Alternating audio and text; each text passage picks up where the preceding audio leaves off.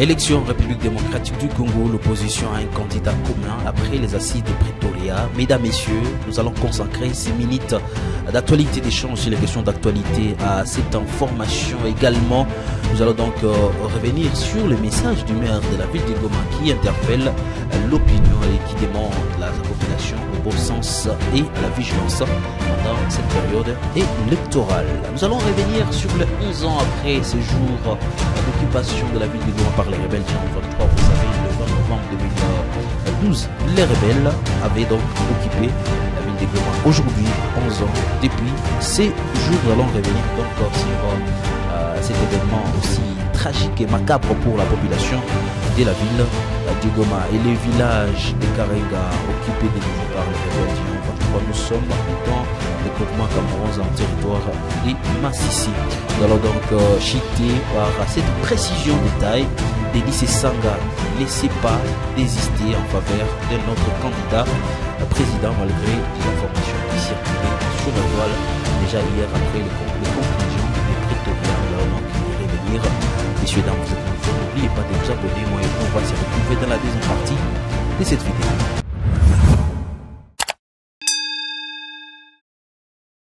Les LGD de Matata Mponyo répond au tacle de Félix Antoine Tshisekedi qui a traité Moïse Katumbi des candidats des étrangers.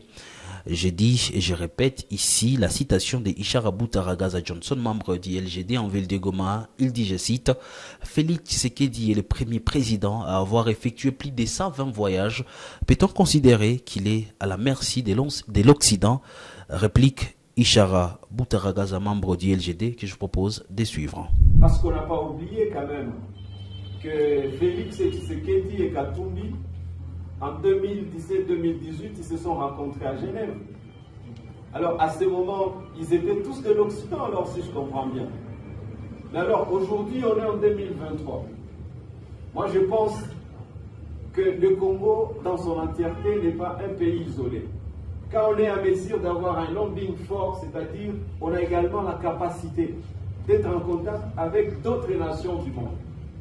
Et comme le président Félix n'avait pas encore ces lobbying, je vous informe qu'il figure dans le livre qu'on appelle Guinness des records, d'avoir été le premier président dans l'histoire au pouvoir, avoir effectué plus de 120 voyages dans différents pays. Alors si on parlait de quelqu'un qui serait à la merci de l'Occident, on parlerait de qui? Si ce n'est pas que celui qui a beaucoup voyagé au lieu de travailler sur le problème majeur de son pays. Donc moi je pense aujourd'hui, j'aurais bien voulu que Félix se parle plutôt quel est le nouveau programme qu'il veut proposer au Congo qui n'a pas pu réaliser pendant les 5 ans. Et ce sont les débats comme ça qu'on aimerait affronter. Mais pas les débats sur sa mère était, son père était, ses enfants sont... Non, élevons quand même le débat dans notre pays et ça va permettre à ce que les générations qui sont en train de venir comprennent que quand on parle de la nation, on doit quitter le petit cercle, les petites questions avec des petites personnes. Il faut qu'on élève le débat. Nous avons connu Katumbi comme gouverneur du Katanga, c'est une partie de la République démocratique du Congo. Nous avons connu Katumbi comme le président d'un club congolais, Manzembe, qui a fait la fierté de tout le Congolais à l'époque. Et aujourd'hui, Félix Tshisekedi, il a travaillé pendant 2 ans, si je ne me trompe pas. L'autorité urbaine de Goma a appelé la population au bon sens et à la vigilance dans son message hebdomadaire ce lundi. Au cours d'une parade à la mairie, le commissaire supérieur principal, Capend Faustin, a parlé billet du chef des divisions uniques, Alexis, rappelé aux candidats que le temps de la campagne n'est pas l'occasion d'injures, d'insultes ou de médire les autres candidats, précise donc le chef des divisions, appelant également la population à la vigilance et au bon sens pendant cette période. Restons toujours en ville de Goma et revenons sur ces 11 ans après ce jour-là où les rebelles occupaient la ville de Goma, quand la conquête de la ville de Goma par les M23 s'est avérée aussi cauchemardesque. Tout avait commencé un certain dimanche 19 novembre 2012. Les coups de feu à l'arme lourde et mitrailleuse se faisaient entendre dès la soirée à 17 h et les concerts des rafales assourdissantes étaient signalés toute la nuit. Les gens avaient la peur au ventre. Plusieurs témoins avaient signalé la traversée de plusieurs soldats de l'armée rwandaise à la Grande Barrière pour venir prêter main forte à leur lieutenant pour la conquête de la ville de Goma.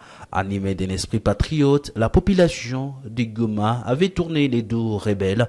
Pas d'école, pas d'activité commerciale suite à l'offensive du M23 accusé d'être soutenue par le Rwanda sur le territoire congolais pour éviter d'énormes dégâts qui peuvent être occasionnés par des combats dans une ville en pleine reconstruction. Les forces armées de la République démocratique du Congo avaient battu en retraite, respectant les droits humanitaires internationaux. Et aujourd'hui, nous rappelons donc de ces 11 ans d'occupation de la ville de Goma par les rebelles. Et puis, rendons-nous à Béni. Le commissaire urbain de la police nationale congolaise, commissariat urbain de Béni, a mis la main sur 3 présumés bandits, dont 2 voleurs armés présumés auteurs de l'insécurité dans la ville de Béni. Ces derniers ont été présentés à la presse par le porte-parole de la PNC. Parmi les porteurs d'armes à feu figure un conducteur de moto-taxi bien connu à Béni, affirme Nasson Mourara. Et puis dans les Massissi, comme je l'ai annoncé, les rebelles du 23 ont pris contrôle depuis dimanche 20 novembre 2023 du village de Karenga, groupement Cameroun en territoire de Massissi. Selon des sources concordantes et sécuritaires, c'est à l'issue des combats dans la zone contre l'armée congolaise et l'Oazalendo que ce village est passé sous contrôle du 23. D'ailleurs, le président de la société civile de Cameroun, Léopold Boussanga, affirme, je cite, « Depuis hier, au moins 90% du territoire de Karenga est sous-occupé par les M23 après des combats avec l'armée. » Une source indépendante a déclaré à Kivu Morning Post que les rebelles étaient visibles à Karenga, chez Siméon, Tounane et Mungando. Nous allons donc revenir sur ces dossiers politiques. C'est Matata Mponyo qui annonce déjà dans la soirée du dimanche qu'il désiste au profit de la candidature de Moïse Katumbi et Tchapoué. Vous le savez, c'était donc à l'issue des négociations tenues au Pretoria en Afrique du Sud, impliquant les délégués de Moïse Katumbi, Matata Mponyo, Denis Mukwege et lui-même Katumbi que ce choix a été opéré. Il s'agit donc de cet homme d'affaires, homme politique et dirigeant sportif. Il est président du parti Ensemble pour la République et s'est présenté à la présidentielle comme candidat de son parti politique Ensemble pour la République. À cet effet, Matata Mponyo, figure éminente du parti LGD, a officiellement annoncé son soutien à Moïse Katumbi Tchapoué pour les élections présidentielles prévues le 20 décembre 2023. L'annonce a été faite par les biais d'une vidéo diffusée sur son compte X, faisant suite aux conclusions des récentes discussions de Pretoria auxquelles le parti LGD a activement participé. Ici, je vous propose d'ailleurs de suivre Augustin Matata Mponyo. Congolaises et Congolais, mes chers compatriotes, mesdames et messieurs, notre nation est au seuil du chaos.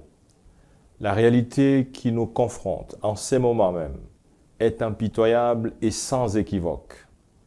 À l'Est, l'insécurité déchire notre République.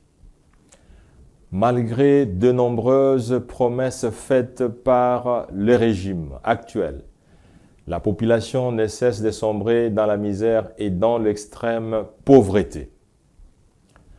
Les taux de change continuent de vaciller dans une instabilité préoccupante.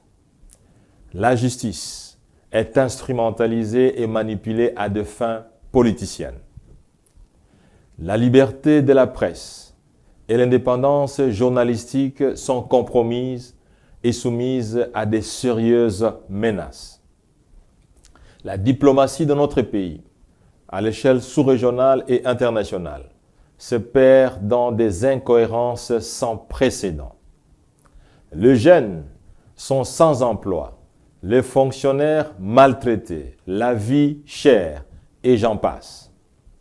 Face à ces deux astres, je m'étais décidé d'être candidat à l'élection présidentielle du 20 décembre prochain, dont la campagne commence aujourd'hui. Mon objectif principal était de libérer notre nation de cette spirale infernale dans laquelle les Congolais sont piégés depuis trop longtemps. Je porte en moi les compétences et les valeurs nécessaires pour restaurer la grandeur de notre pays, comme cela a été le cas entre 2012 et 2016, lorsque j'occupais le poste de Premier ministre. Cependant, dans le souci de se maintenir coûte que coûte au pouvoir, le régime en place a intelligemment élaboré un système complexe de fraude électorale massive et de corruption. En vue de maximiser les voix et surtout pour faire échec à la manœuvre du pouvoir, l'urgence d'une candidature unique de l'opposition s'impose comme la meilleure stratégie qui soit. Telle est l'avis de tous les experts. Ainsi, à la suite des consultations qui se sont tenues à Pretoria, en Afrique du Sud, Moïse Katumbi Chapwe se dégage comme le candidat pouvant conduire les tickets de l'opposition représentés par 4 grands partis et regroupements ayant pris part à ces assises. En référence à cette recommandation et conformément à la décision de mon parti, je tiens à annoncer mon désistement de la course présidentielle de décembre 2023 en faveur de Moïse Katumbi Chapwe. Mon désistement répond à l'aspiration profonde du peuple qui veut à tout prix que le régime change. La volonté du peuple est plus forte que la mienne. Je ne peux donc pas m'y opposer. La RDC nous a tout donné. Nous avons aussi, nous Congolais, l'obligation de lui retourner l'honneur et la dignité qu'elle mérite. L'aspiration profonde du peuple doit transcender nos égos et nos ambitions personnelles. Ainsi, j'invite les 2 autres participants aux travaux de Pretoria, ainsi que tous les candidats présidents qui sont soucieux de l'avenir de la RDC et de son peuple, à se joindre à Moïse Katumbi Chapwe pour assurer une victoire certaine aux élections du 20 décembre prochain.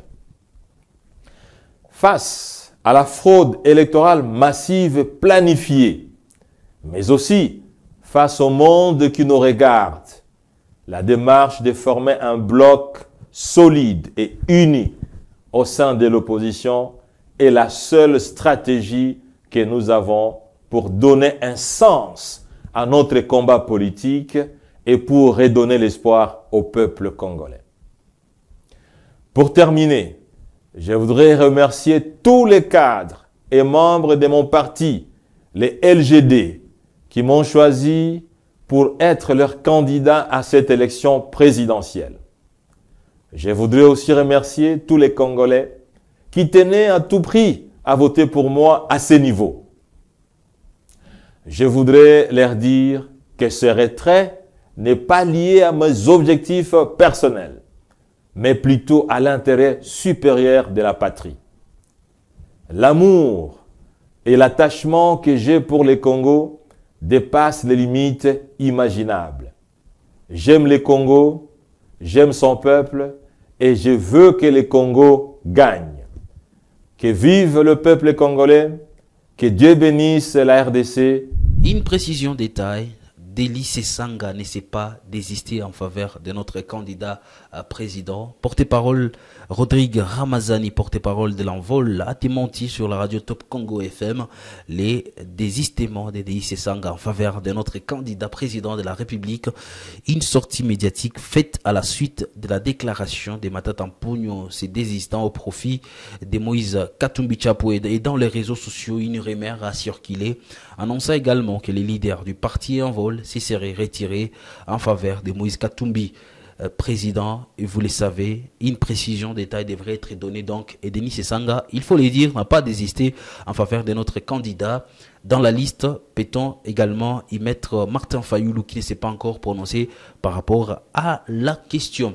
Et parce que nous parlons des élections en République démocratique du Congo après Matata, Seth Kikouni désiste en faveur de Katumbi. Et dans son message, je cite, faisant suite à l'exemple montré notamment par les candidats président Matata Mpogno sur la nécessité de transcender nos égos et à demeurer dans la quête de l'intérêt supérieur de la nation, je vous annonce, en accord avec mon parti politique Piste pour l'émergence, notre réalignement la candidature de Moïse Katumbi Tchapou comme candidat unique de l'opposition à la présidentielle du 20 décembre 2023, a déclaré donc Seth Kikouni dans une déclaration publiée ce lundi matin, et il dit: j'invite tous nos pairs de l'opposition et de la résistance à rejoindre cette dynamique. Voilà donc l'actualité pour ce lundi.